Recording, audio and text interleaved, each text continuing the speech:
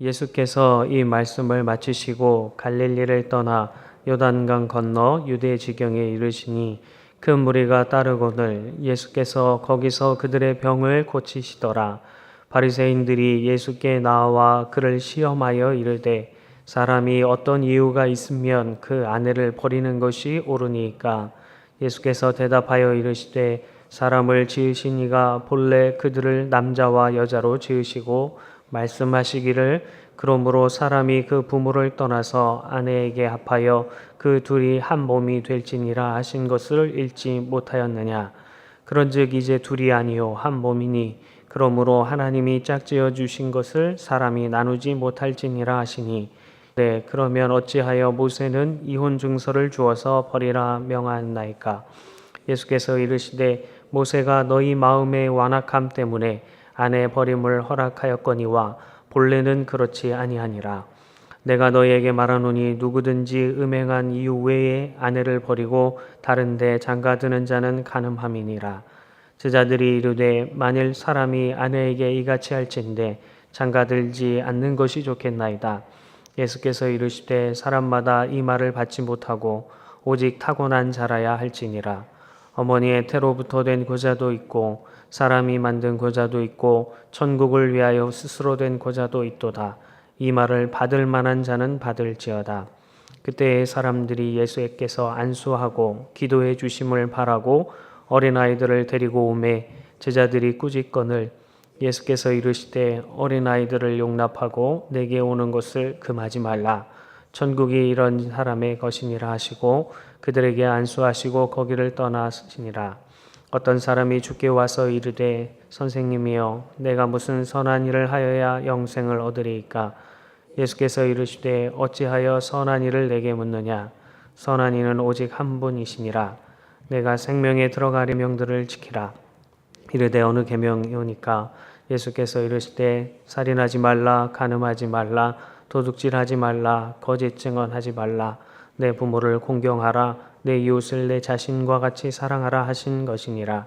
그 청년이 이르되 이 모든 것을 내가 지키었사온데 아직도 무엇이 부족하니까. 예수께서 이르시되 내가 온전하고자 할진대 가서 내 소유를 팔아 가난한 자들에게 주라. 그리하면 하늘에서 보화가 내게 있으리라. 그리고 와서 나를 따르라 하시니 그 청년이 재물이 많음으로 이 말씀을 듣고 근심하며 가니라. 예수께서 제자들에게 이르시되 내가 진실로 너희에게 이르노니 부자는 천국에 들어가기가 어려우니라. 다시 너희에게 말하노니 낙타가 바늘귀로 들어가는 것이 부자가 하나님의 나라에 들어가는 것보다 쉬우니라 하시니 제자들이 듣고 몹시 놀라 이르되 그렇다면 누가 구원을 얻을 수 있으리이까. 예수께서 그들을 보시며 이르시되 사람으로는 할 수 없으나 하나님으로서는 다 하실 수 있느니라.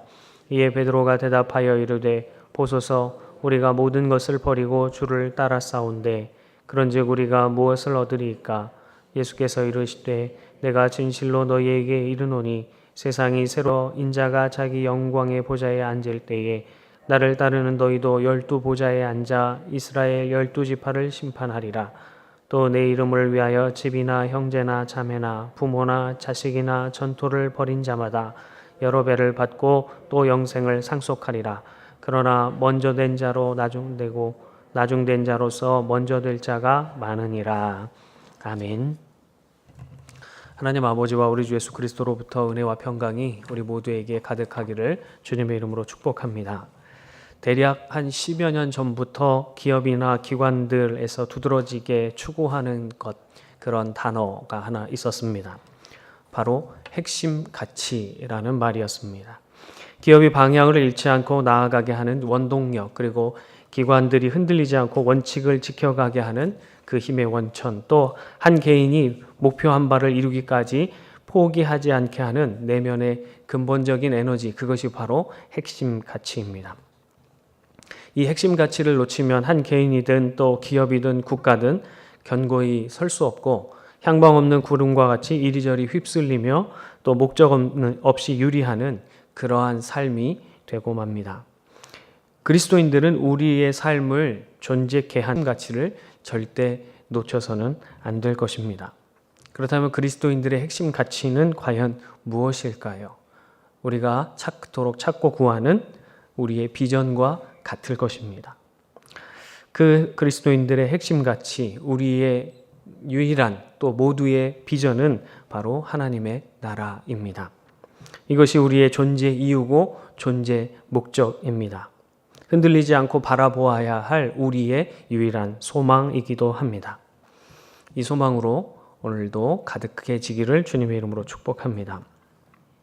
오늘은 갈릴리 지방에서의 사역을 마무리하시고 예수님의 공생의 사역 후반기로 접어들면서 예수님께서 갈릴리 지방을 떠나 예루살렘에 더 가까이 가게 되는 그런 내용을 담고 있습니다. 19장과 20장에 걸쳐서 후반기 사역 6개월간의 내용이 기록되어 있습니다. 복음서에 나타난 그 예수님의 모습을 보면 언제나 어떤 상황에서든지 자신이 이 땅에 오신 이유, 그 핵심 가치, 그 예수님의 비전, 그것을 놓치지 않고 계시는 그러한 모습을 보게 되는데요. 오늘 바리새인과의 대화에서도 그런 모습이 나옵니다. 우리 하겠습니다. 1절 보니까 갈릴리를 떠나서 요단강을 건너서 유대 지경에 이르셨다라고 말하고 있습니다. 유대인들과 같이 당시에 사마리아 지역을 통과하지 않고 요단강을 건너서 사마리아 지역을 지난 뒤에 다시 유대 땅으로 요단강을 건너서 오신 것이죠. 그랬더니 큰 무리가 따르게 되고 거기서 예수님은 그들의 병을 고쳐주십니다. 유대 땅에 들어오고 나니까 바로 이어서 바리새인들이 예수님을 시험하고자 하는 곤란한 질문을 던지게 됩니다. 예수님께서 유대에 오시자마자 바리새인들이 자신들 안에서도 아주 첨예하게 대립되고 있는 이혼의 문제를 예수님을 공경에 빠뜨리기 위해서 시험 삼아 질문합니다.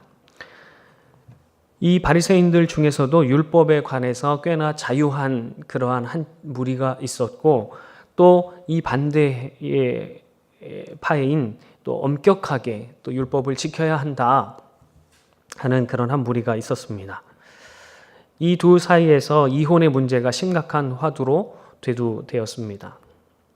그래서 어느 쪽으로 대답을 하든지 예수님은 그 반대쪽에서의 공격을 받을 수밖에 없는 그런 상황이 되었습니다. 만약 모든 이유로 여기에 보면 그 개역 한글에 보면 모든 이유로 이렇게 해석이 될 수 있는 단어로 표현이 되어 있는데요.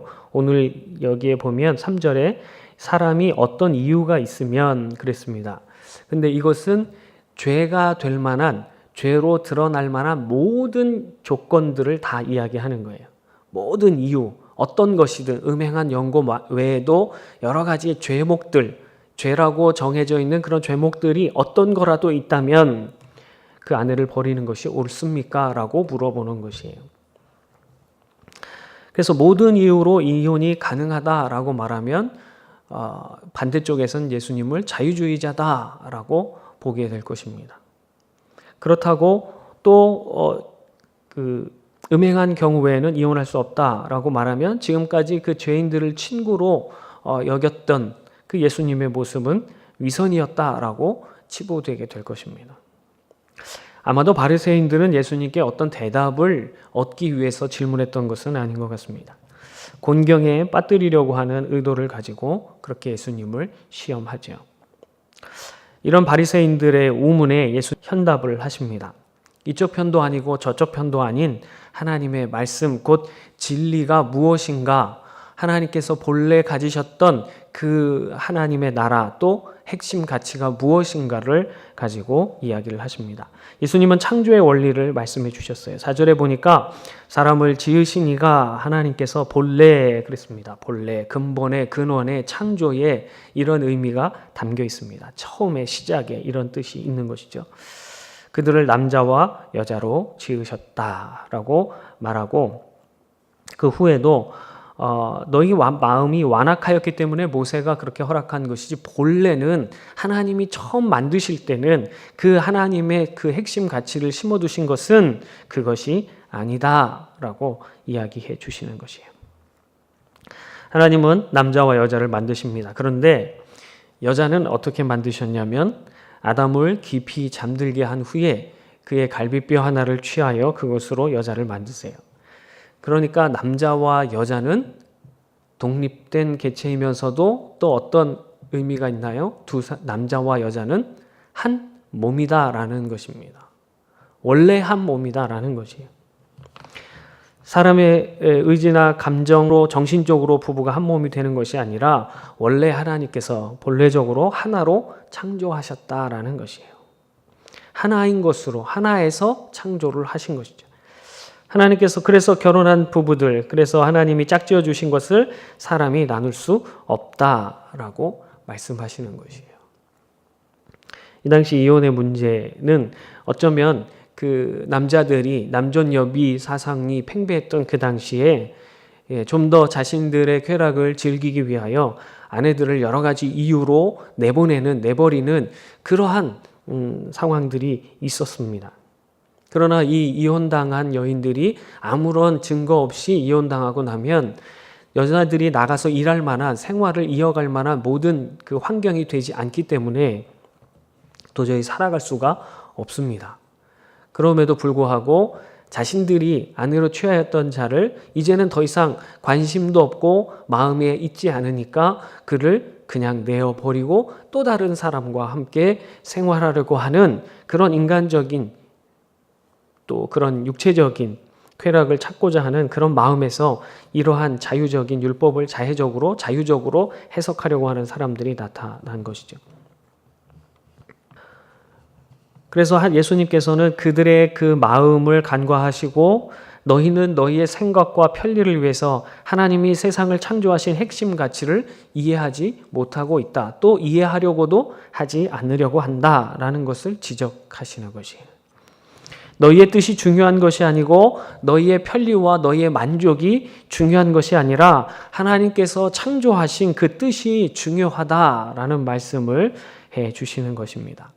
그런데 바리새인들이 그렇다면 모세는 왜 이혼 증서를 주어서 버리라고 우리에게 가르쳤습니까? 라고 말해요. 그랬더니 예수님이 너희의 마음이 완악하기 때문이다. 너희의 마음이 잔혹하기 때문이다. 너희의 마음이 냉담하기 때문이다. 이런 식으로 말씀을 하십니다. 너희의 마음이 그를 사랑하고 그를 보듬고 그와 함께 하려고 하는 마음이 아니라 그를 하나의 인격으로 보는 것이 아니라 내 한 몸으로 보는 것이 아니기 때문이다 라고 말씀하시는 것이죠. 그래서 또 말씀하신 건 무엇이냐면 하나님이 하나 되게 하신 것을 사람이 나눌 수 없다. 이 말은 또 무슨 뜻이냐면 하나님의 뜻은 너희가 나뉘는 것에 있지 않고 너희의 뜻대로 살아가는 것에 있지 않고 하나님이 창조하신 본래의 의도대로 하나 되어서 하나님의 나라와 영광을 위해 사는 것이다 라는 뜻을 말씀해 주시는 것입니다. 예수님의 일생은 언제나 이렇게 사람의 편에 서신 적이 없으십니다. 늘 아버지 하나님 편에 서셨어요. 자신의 편익과 만족을 위해 사시지 않았습니다. 자신이 괴롭고 힘들고 어려워도 심지어 죽음의 자리에 점점 가까이 오게 됨을 보면서도 예수님은 언제나 아버지 하나님 편에 서셨습니다. 평생의 하나님 나라와 그의 영광을 위하여 아버지의 참된 뜻을 위하여 살아가셨습니다. 그리고 우리에게 그렇게 살아가는 것이 어떤 것인지 친히 육신을 입으시고 이 땅에 오셔서 본을 보여주셨습니다. 우리는 오늘 이 이혼에 관한 문제를 통해서 두 가지를 함께 깨닫고 은혜를 나누기를 원합니다. 첫째는 하나님의 말씀을 자신의 생각을 뒷받침하는 도구로 이용해서는 안 된다라는 것입니다.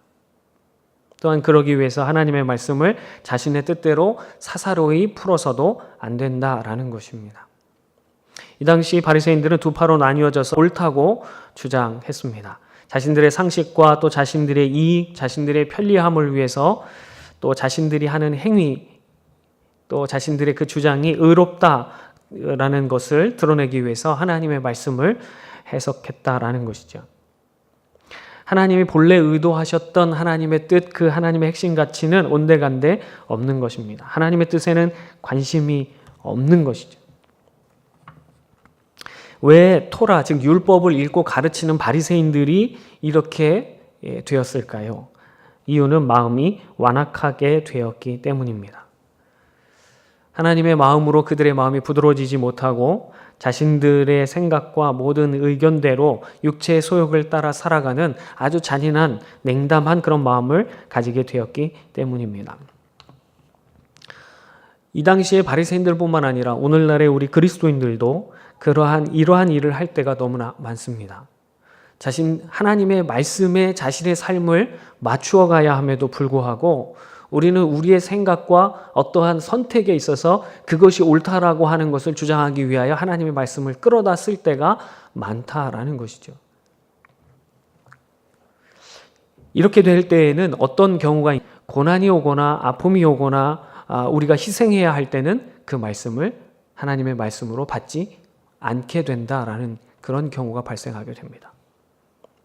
하나님의 말씀에 내 삶을 맞추게 되면 그것이 고통이 오고 고난이 오고 문제가 생겨도 어려움이 생겨도 그 말씀을 선택할 수 있지만 내 생각과 의지에 하나님의 말씀을 끼워 맞추려고 한다면 하나님께서 부르시는 그 고난의 자리, 십자가의 자리는 결코 가지 않게 된다라는 것입니다.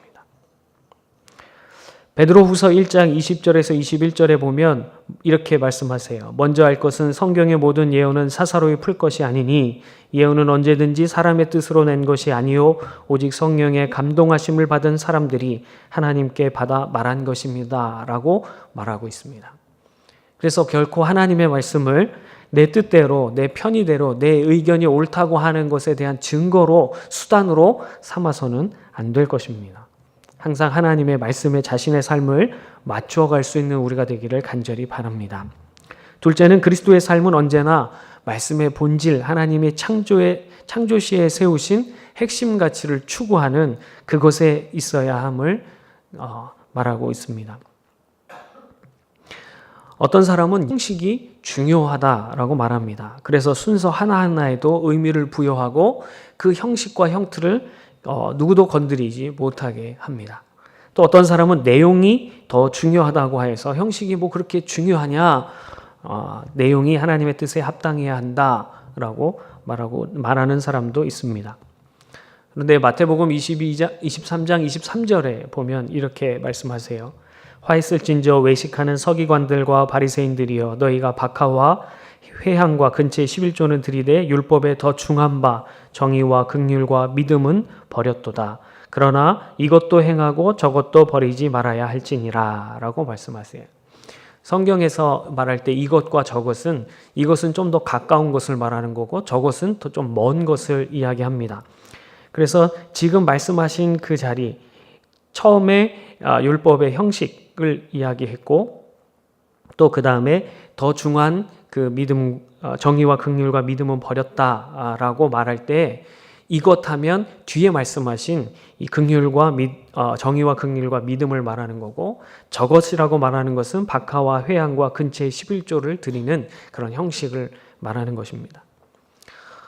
이것도 행하고 본질을 행하고 저것도 버리지 말아야 한다. 예수님은 다 중요하다라고 말씀하시죠. 그러나 더 중요한 것은 그 본질에 있다라고 말합니다. 더 중한 바 너희가 11조를 행하지만 그 향기의 11조까지도 드리려고 그렇게 애쓰고 있지만 그것도 중요하지만 그보다 더 중한 그 내용 본질을 너희가 버리고 있다라고 말씀하시는 것이죠. 본질을 추구하되 말씀 곧 신 안에서 지켜가야 한다라는 것입니다. 그런데 우리는 때때로 한쪽으로 치우칠 때가 많습니다. 그 이유는 더 중한 핵심 가치를 정확히 붙들지 못하기 때문입니다. 그래서 언제나 드러나는 문제와 상황에 매여서 그 너머에서 역사하시는 하나님을 보지 못하고 그 하나님의 뜻을 알지 못하고 비본질적인 것을 논쟁하고 다투고 시기하고 갈라지게 됩니다. 우리의 핵심 가치는 처음에도 말씀드린 것처럼 언제나 하나님의 나라가 되어야 합니다. 이것이 우리의 유일한 비전이지요. 우리 일생에 다른 것이 아니라 오직 하나님의 나라를 구하며 말씀 안에서 본질을 놓치지 않기를 간절히 바랍니다. 사랑하는 성도 여러분, 우리는 매우 연약한 존재입니다. 그래서 항상 수시로 우리의 존재 이유, 핵심 가치를 묵상하지 않으면 언제든 하나님을 내 삶의 수단으로 사용하려고 합니다. 또 하나님의 뜻과는 거리가 먼 나의 뜻대로 신앙생활을 하려고 할 때가 많아집니다. 사랑하는 성도 여러분, 오늘도 성령을 간구하여 오직 하나님의 나라를 구하며 나의 뜻을 내려놓고 하나님의 뜻이 이루어지기를 소망하며 실천하며 살아가게 되기를 주님의 이름으로 축복합니다. 기도하겠습니다. 사랑하는 하나님 아버지, 오늘도 우리에게 새 날을 주시고 이 아침에 함께 모여 하나님의 말씀을 나눌 수 있게 허락해 주시니 감사합니다. 그러나 주님, 우리는 너무나 연약하여 하나님의 참뜻을 알지 못하거나 알지 않으려 하고 내 뜻을 주장할 때가 얼마나 많은지 모릅니다. 또한 하나님이 내 삶의 목적이 아니라 수단으로 만들어 버릴 때가 또한 얼마나 많은지요. 주님, 우리를 불쌍히 여기셔서 긍휼을 베풀어 주옵소서. 오늘도 우리의 눈을 들어 오직 주를 바라보게 하여 주시고 주의 성령으로 말미암아 매 순간 하나님의 나라를 소망하며 하나님의 뜻을 찾고 구하는 한 날이 되게 하여 주옵소서. 예수님의 이름으로 기도드립니다. 아멘.